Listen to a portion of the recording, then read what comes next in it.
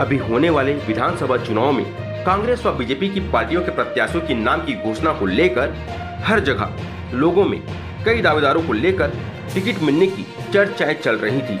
वहीं बीजेपी द्वारा अपने प्रत्याशियों की घोषणा कर दी गई है, जिसमें धमतरी विधानसभा में बीजेपी पार्टी की टिकट की दावेदारी को लेकर अनेकों नाम दावेदार सामने आ रहे थे।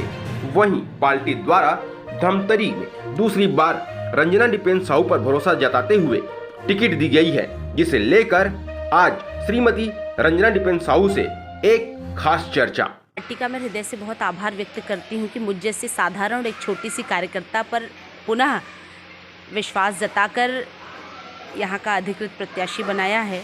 और वैसे भी चुनाव दल लड़ता है, कमल का फूल चुनाव लड़ता है, और उस हिसाब से जिस प्रकार एक बड़ी जिम्मेदारी पार्टी ने दी है और यहाँ की जनता का अपार स्नेह और प्यार मिला है और मिलता रहेगा। और हम लोग लगातार यही प्रयासरत थे कि क्षेत्र में कुछ छूटे हुए काम हैं उनको जल्द से जल्द कर लिया जाए। कुछ और चीज़ें भी छूटी हुई तो निश्चित रूप से आने वाले समय में बहुत से कार्य जो धमतरी के छूटे हैं उनको जल्दी से जल्दी करने का प्रयास करेंगे। देखिए, मूलभूत जो चीज़ें हैं, स्वास्थ्य है, शिक्षा है, ये जो बड़ी जो चीज़ें हैं वो कुछ मांगे पूरी हुई थी, कुछ बची हुई हैं।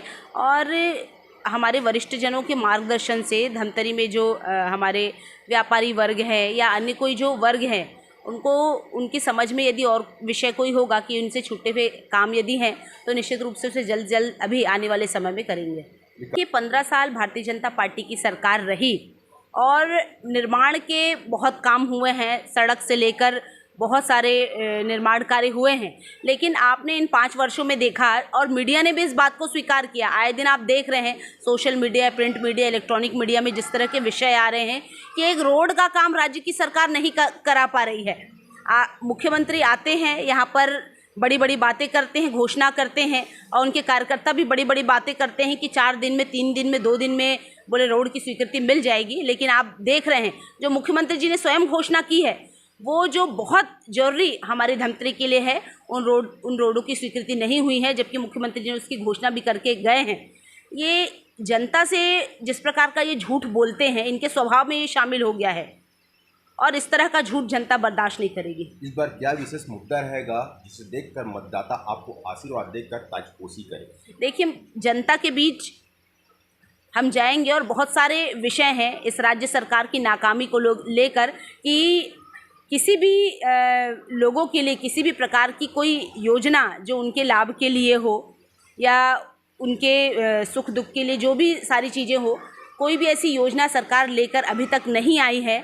और आप देख रहे हैं ये सरकार केवल और केवल घोटालों की सरकार है। पीएससी घोटाला, शराब का घोटाला और अन्य जो गलत चीज़ें हैं, आप जुआ सट्टा से लेके सारा संरक्षण यह सरकार दे रही है। इन पिछले 5 सालों में प्रदेश की स्थिति बद से बदतर हुई है। आए दिन चोरी, डकैती, अपहरण, ऐसे बड़े गुनाह शहर अब प्रदेश के लिए आम हो गए हैं।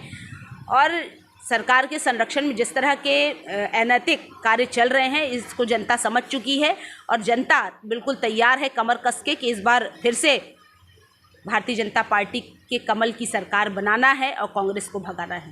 सपना देखने से किसी को मना नहीं कर सकते। कांग्रेस सपना देखते रहे कि उनकी सरकार बनेगी, लेकिन जनता ने जिसे ठान लिया है वो करके दिखाएगी वो।